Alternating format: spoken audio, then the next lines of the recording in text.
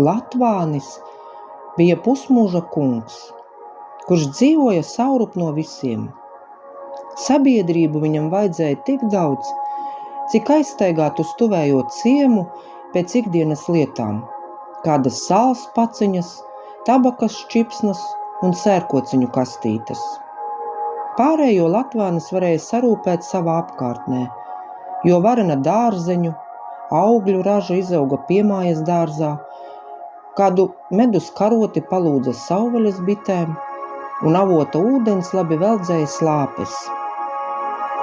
Tā viņš pavadīja savas ikdienas gaitas, sējot, ravējot, novācot ražu un ziemā vērojot putnus, putnu kafejnīcā, ko bija ierīkojis pie virtuves loga. Agrāk, kad bija vēl dzīvs tēvocis suņu burkšķis, tad Latvānis pāris reizes gadā viņu apciemoja. Bet šie apmeklējumi bija ātri un steidzīgi, jo tēvocis visu laiku par visu bija neapmierināts un mīlēja pamācīt, kā Latvānim labāk dzīvot. Šādos brīžos Latvānis juta, ka asins dzīslās uzsit toni, un viņš bija gatavs savu indīgo sakāmo špļaut ārā. Tikai cieņa pret suņu burkšķi viņu atturēja no šī nodoma.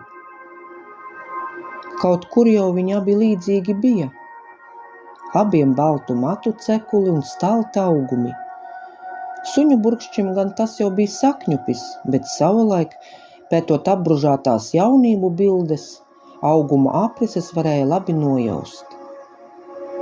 Jā, par bildēm runājot. Latvānis uzvārīja liepziedu tēju, ko pats reibinošā jūnijā bija ievācis, ielēja krūzē, ko savulaik pats bija pircis gada tirgū. Kurā tas bija? Zemgales? Nē, Latgales tas bija, kur vēl tas skaistais zirgs bija pārdošanā, un vēl tie iestrie danči vakarā. Kamēr tēja nedaudz atdzisa, Latvānis sameklēja savu atmiņu albumu. Drīzāk tā bija atmiņu kaste, kurā visas bildes kā pircēju rindā stāvēja viena aiz otras, kaudzītē. Pirmā, ko rokās vīrietis paņēma, bija fotogrāfija, kurā sēdēja mazs sēns ar 2 zobu smaidu. Tas viņš, šinī pašā mājā pie tā ceriņu krūma. Otrā bilde atgādināja par izlaidumu laiku.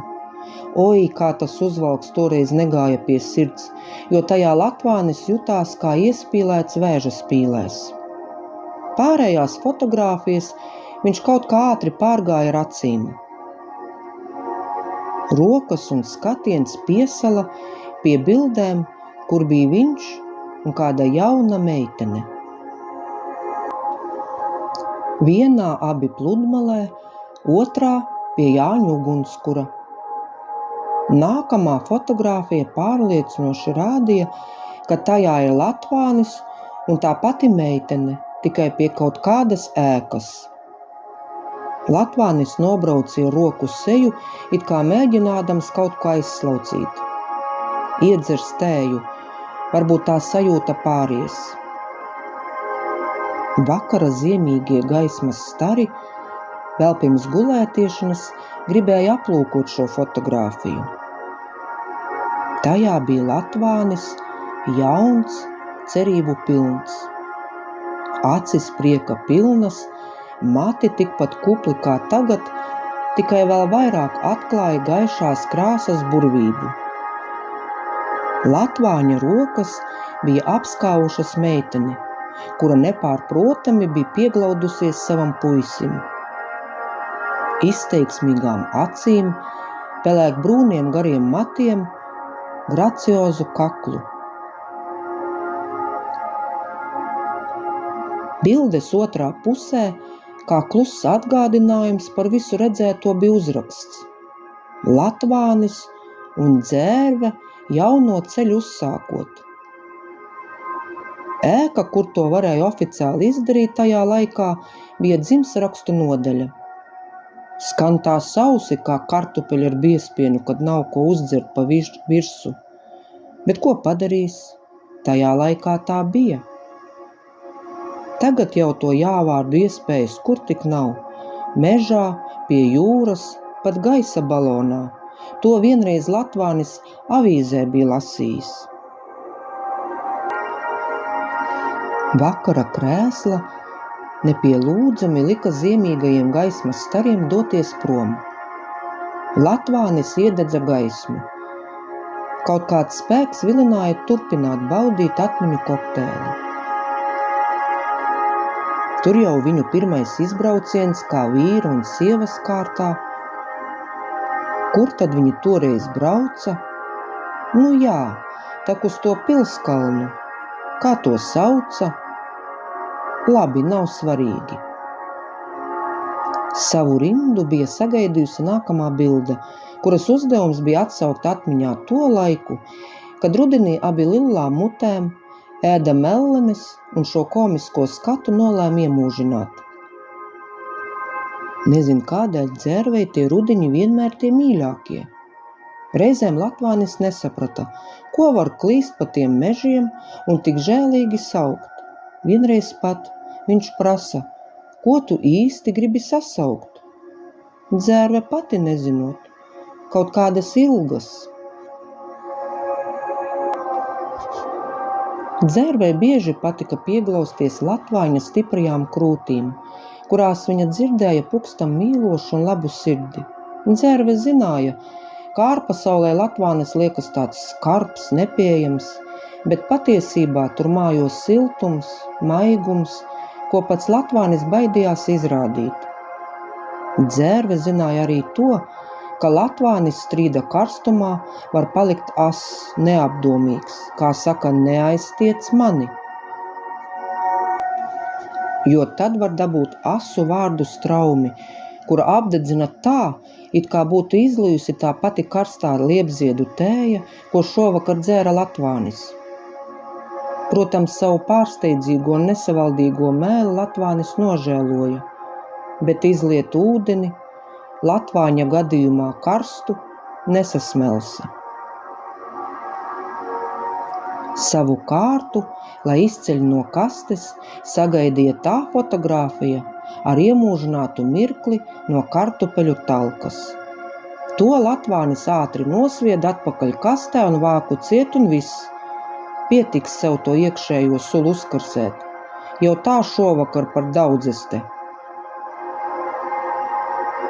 Vakara krēslai tomēr gribējās zināt, kāpēc tik strauji tika aprauts šis bilžu pasākums. Tāpēc viņa pielīda pie kastes un klausījās fotogrāfijas stāstu par kartupeļu talku, ko neļāva Latvānis izstāstīt. Tajā gadā kartupeļu raža bija varen laba. Dzērve solījās atbraukt ar pēcpusdienas autobusu, jo pēdējā laikā pilsētā bija biežas darīšanas. Latvānis ķērās pie darba, jo laiks labs un gaidot dzērvi var kādu vadziņu padzīt uz priekšu. Kartupeļi kā dzintara gabali bira grozā. Latvānim tas sagādāja prieku. Uz rīta pusi dzērve atvēra mājas durvis. Latvānis jau, protams, gulēja saldā miegā, jo gaidīdams dzērvi bija viens pats, jau puslauku noracis. Rīta kafiju negribēja baudīt neviens no viņiem, jo strīda kulminācija jau abus strīdētājus bija padzirdījusi. Latvāņa asins ritējumam dzīslās lika ātrāk riņķot ne jau noraktais kartupeļu daudzums, bet gan neziņa par dzērves noslēpumaino kavēšanos. Vārds pa vārdam, un Latvānis juta, ka vārdu sula tūlīt pašu apdedzinās. Dzērve gribēja tā mīļi viņu apskaut. Vīrs lūdza, brīdināja, lai šajā mirklī netuvojas, kamēr karstums dzīslās norims. Tā teikt, baudi manu klātesamību no tālienes. Dzērve nepaklausīja, jo viņu tā vilināja Latvāņa stiprā krūts, baltie mati. Sieva pieglaudās pie vīra, un tajā brīdī Latvānim kaut kas iekšā lūza, it kā kāds būtu puķes kātu pārlauzis. Visa indīgā vārdu sula izplūda pār dzērvi. Viņa stāvēja karsto tvaiku mutulī un nespēja neko pateikt, ne iebilst. Vārdi tik gāzās kā karsti pirts akmeņi, starp kuriem dzērve uzzināja daudz jauna par sevi. Latvāņa prāt, viņa esot nevis dzērve, bet gan dzeguze no tuvējā ciemata, kurai nebija tā labākā slava. Jo dzeguze ir manīta, tad ar cīruli trallinājam, tad ar vanagu tālās debesis vērojam, tad ar stārķi staigājot pa klusākām purva malām, kur mazāk acu, jo tad varžu ķeršanas māku varot labāk iemācīt. Arī to, ka dzērve nav kā vista, kurai galvenais, lai cālēnu pēc iespējas vairāk.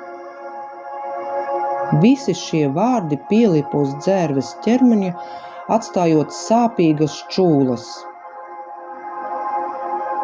Apdullusi no visa dzirdētā, dzērve aizgāja uz tuvējo purva malu un tur palika. Nenāks mājā, nē, nekad. Vēl tagad rudeņos var dzirdēt, kā viņa sauc un stāsta par Latvāņa netaisnību. Velti Latvānis lūdzās, solīja, ka vairs nekad savai dzērvei nedarīs pāri. Bet sieva bija nelokāma. Labāk vienai, nekā vēlreiz piedzīvot šo visu.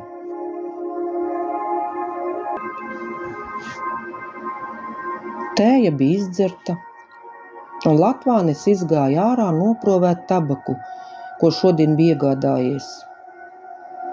Viņa skatiens vērās uz purva pusi. Varbūt dzērve būs pārdomājusi. Varbūt. Bieži var redzēt pļavās Latvāņus, kuri stāv un gaida rudeni, kad dzērves sasaucas. Viņi cer un gaida, ka kādreiz izlūgsies piedošanu par savu neapdomīgo pārinodarījumu. Tāpēc labāk ar Latvāni tā, kā viņš bija teicis savai dzērvei. Baudi mani no tāluma, nenāc par tuvu, jo, ja nē, sula sāks vārīties un dedzinās nežēlīgi.